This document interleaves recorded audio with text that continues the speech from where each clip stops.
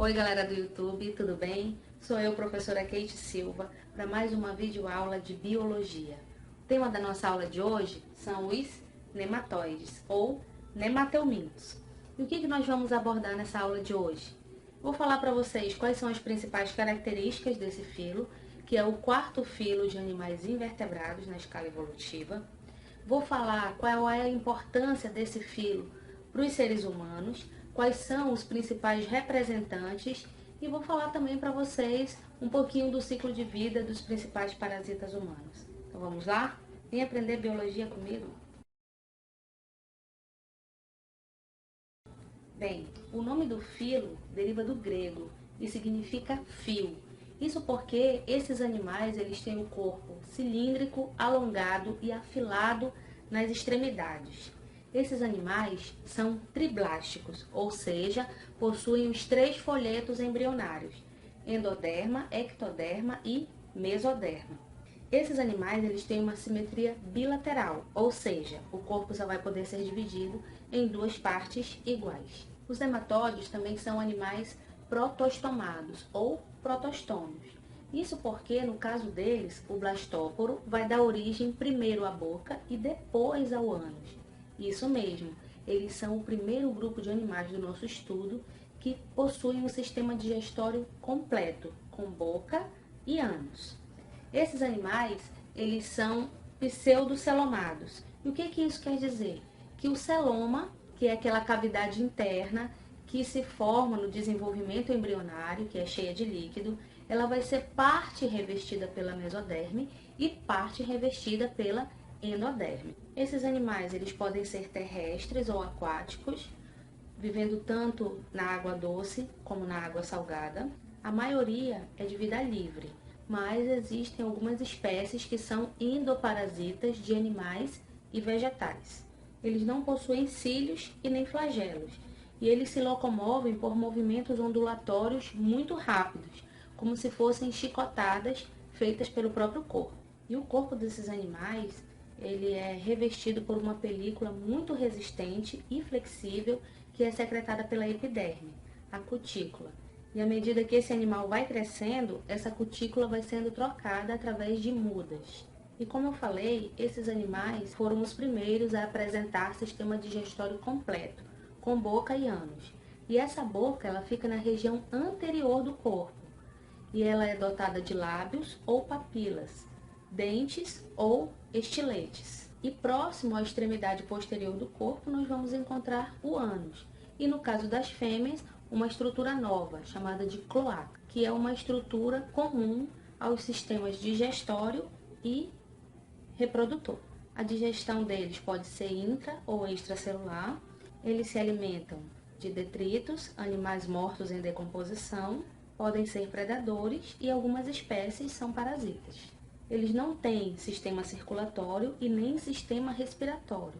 As trocas gasosas são feitas diretamente com o ambiente, ou seja, esses animais têm uma respiração cutânea. Eles apresentam um sistema nervoso e um sistema excretor, e o principal excreta nitrogenada que eles produzem é a amônia. Quanto à reprodução, esses animais são dioicos, ou seja, possuem sexos separados, e existe dimorfismo sexual. E o que é isso? É quando os machos são diferentes das fêmeas. Nesse caso, a reprodução deles é sexuada. Os machos possuem testículo, canal deferente, vesícula seminal e canal ejaculador. As fêmeas possuem ovários, ovidutos e canal vaginal. A fecundação desses animais é interna e do ovo vai sair um indivíduo bem semelhante ao adulto. Bem, e agora eu vou falar para vocês os principais nematóides que são parasitas dos seres humanos, tá bom? E, para facilitar o estudo de vocês, eu vou fazer da seguinte maneira. Eu vou falar o nome do parasita, do nematóide, o nome da doença que ele causa, como ocorre a transmissão, quais são os sintomas, onde eles vivem no organismo humano e qual é a profilaxia. Bem, eu vou começar falando sobre o Ascaris lumbricoides, que causa a doença conhecida como ascaridíase ou ascaríase, né, a famosa lombriga. Como ocorre a transmissão desse parasita? Sempre que as pessoas colocam as mãos sujas, levam as mãos sujas à boca, ou pela ingestão de água ou alimentos contaminados com os ovos da lombriga. E quando esse parasita entra no organismo humano, ele vai para o intestino delgado, onde ele se aloja. Lá, os ovos vão eclodir e vão liberar as larvas. Essas, antes de se instalarem no intestino delgado, elas fazem um passeio pelo corpo e sofrem várias mudas. E à medida que elas se transformam em adultos, adquirem uma cutícula que vai protegê-las dos sucos digestivos. Daí, elas atravessam a parede intestinal, caem nas veias, nos vasos linfáticos. Depois de uns 2 ou 3 dias, elas podem chegar ao coração. De lá, são levadas para os pulmões, para os alvéolos, sobem pelos brônquios, pela traqueia, chegam à laringe e aí podem passar para a faringe. De lá elas vão para o estômago e quando elas já estão adultas é que elas se instalam definitivamente no intestino delgado humano. E a gravidade dessa doença, ela vai depender muito da quantidade de vermes que o hospedeiro está abrigando. E no organismo humano, quando eles estão na fase adulta, eles chegam a ter em torno de 15 centímetros a 40 centímetros de comprimento. E o macho e a fêmea acasalam. E a fêmea passa a produzir até 200 mil ovos por dia, que são expelidos junto com as fezes e em condições favoráveis de umidade e temperatura, eles desenvolvem em seu interior uma larva infectante. E aí, não havendo saneamento básico, esgoto ou fossas, os ovos podem chegar ao solo e contaminar a água e alimentos. E os alimentos, hortaliças que são regadas com água contaminada de rios e córregos, também podem apresentar ovos. As moscas e baratas e outros insetos também podem espalhar esses ovos. E aí as crianças, geralmente que têm o costume de levar as mãos sujas à boca, sujas de terra, por exemplo, podem se contaminar facilmente. E os principais sintomas são cólicas abdominais, enjoo, falta de disposição, fraqueza, bronquite, pneumonia, né? Como eu falei, esse ser, quando ele sai do ovo, ele pode sair passeando por todo o nosso corpo. Então, se ele migrar para os brônquios e pulmões, pode levar uma pneumonia, agravando ainda mais o problema.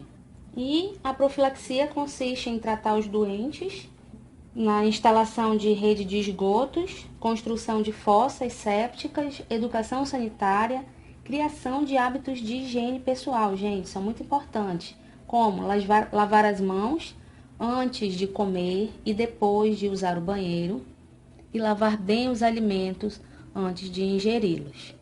E só tomar água fervida ou filtrada.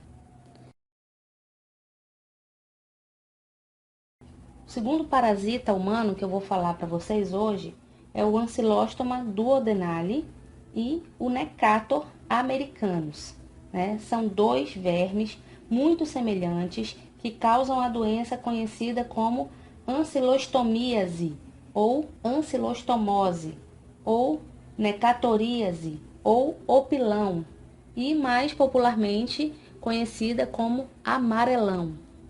A transmissão desses vermes ocorre pela penetração ativa na pele humana de larvas do parasita presentes no solo. Essa larva, que pode penetrar pelos pés descalços, chamada de filarioide, penetram na pele, né, migram para os vasos linfáticos da derme, passam pelos vasos sanguíneos, são levados pela circulação para o coração, para o pulmão. Depois eles vão perfurar os capilares pulmonares, vão passar pelos alvéolos, migrar para os bronquíolos, chegam à faringe, vão passar pelo esôfago, alcançar o intestino delgado, onde eles vão se tornar adultos, né? Então, eles vão viver no intestino delgado humano. Esses vermes, eles possuem placas cortantes, dentes, né? E com esses dentes, eles vão rasgar as paredes intestinais e sugar o sangue, provocando hemorragias e podendo levar à anemia, né? A pessoa fica muito pálida, cansada, com fraqueza, tonturas, desânimo, dores musculares. E à medida que essa anemia se agrava, ocorre a falta de ar, a deficiência na circulação e no funcionamento do coração, que pode levar à morte. Então, como essa pessoa fica muito amarelada devido ao sangue que é sugado, né, por esses parasitas, é que a doença é conhecida popularmente como amarelão.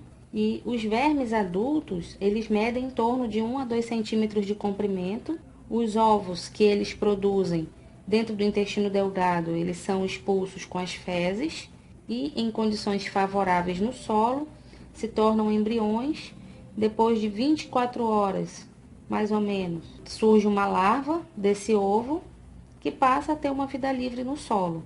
E depois de uns 5 a 8 dias, ela se transforma nessa larva infestante, que é a filarioide, que pode contaminar outras pessoas. E qual é a profilaxia? Ela é feita com a construção de instalações sanitárias, hábitos de higiene, ou seja, lavar as mãos antes de comer, lavar bem os alimentos, lavar as mãos ao sair do banheiro, tomar água filtrada ou fervida e tratar os doentes. E andar calçado também é uma medida profilática. O terceiro parasita que eu vou falar para vocês hoje é o Ancylostoma brasiliensis, que causa a doença conhecida como bicho geográfico ou larva migrans. A transmissão desse verme também se dá pela penetração ativa de larvas, pela pele humana. Algumas espécies de nematóides, como o Ancylostoma canino, ele parasita o intestino de cães e gatos. E lá no intestino desses animais, eles reproduzem e dão origem a ovos, que são eliminados com as fezes. E quando esses animais lambem as partes íntimas, depois de fazer as necessidades, a saliva deles fica contaminada. E aí, quando ele vai lamber a pessoa, esses ovos podem penetrar pela pele humana, onde ele se desloca abrindo túneis que lembram o traçado de um mapa e provocando intensa coceira. Aí essa doença vai ser conhecida como larva migrans, como eu falei para vocês, bicho geográfico. Também pode ser chamada de bicho da praia, porque ela é muito comum em praias poluídas por fezes de cães e gatos. A pessoa infectada, ela sente forte irritação na pele, uma coceira intensa, especialmente à noite, o que pode gerar uma insônia. E a movimentação dessas larvas na pele produz os caminhos sinuosos que ficam bem visíveis, como vocês podem ver. Então, esses seres, eles podem tanto viver na pele humana, que é o Ancylostoma brasiliensis, ou no intestino de cães e gatos, como o Ancylostoma canino. E a profilaxia consiste em evitar o contato da pele com solo ou areia contaminados com larvas do parasita, andar calçados e não levar cães e gatos para praias ou tanques de areia. O quarto verme que eu vou apresentar para vocês é a Wuchereria bancroft, causadora da doença conhecida como filariose, que pode levar à elefantíase. A transmissão desse verme ocorre pela picada de mosquitos do gênero Culex, que transmite as larvas desse parasita para o ser humano. Esse mosquito, ele possui hábitos noturnos. Vale ressaltar que essa doença ela é mais encontrada em países tropicais, como Brasil, América Central, América Latina, no Sudeste Asiático e também na África. O macho, ele mede cerca de 4 centímetros de comprimento e a fêmea de 7 a 10 centímetros. Ela produz larvas, são microfilares, que migram para o sangue e só completam seu desenvolvimento em mosquitos hematófagos do gênero Culex. Quando o inseto contaminado com as larvas pica uma pessoa, elas atingem os vasos linfáticos, se tornam adultas e vão obstruir esses vasos. E como a função desses vasos é retirar o excesso de líquido que sai do sangue e banha os tecidos, ocorre o acúmulo desse líquido na região atingida. Geralmente são pernas, mamas e escroto, mas podem ser também membros superiores, como vocês podem ver aí na imagem, causando a hipertrofia e a deformação, e por isso o nome elefantíase, porque as pessoas ficam parecendo com uma pata de elefante. E a profilaxia dessa doença, primeiramente, é o controle do vetor, que é o mosquito o cúlex. O uso de repelentes, de telas de proteção nas janelas e portas e tratar os doentes. E o último verme que eu vou apresentar para vocês hoje é o Enteróbios vermiculares ou Oxiurus vermiculares, que causa a doença conhecida como oxiurose ou enterobiose, ou a forma mais conhecida, mais popularmente conhecida, que é a tuxina, que é muito comum em crianças, mas que pode afetar os adultos também. A transmissão desse verme é feita pela ingestão de ovos desse parasita, que pode ser direta, da região anal para a boca, ou indireta, pela ingestão de alimentos ou água contaminados com os ovos. Bem, o macho desse verme ele tem em torno de 5 milímetros de comprimento e a fêmea 1 centímetro. E ambos vão se desenvolver no intestino grosso do ser humano.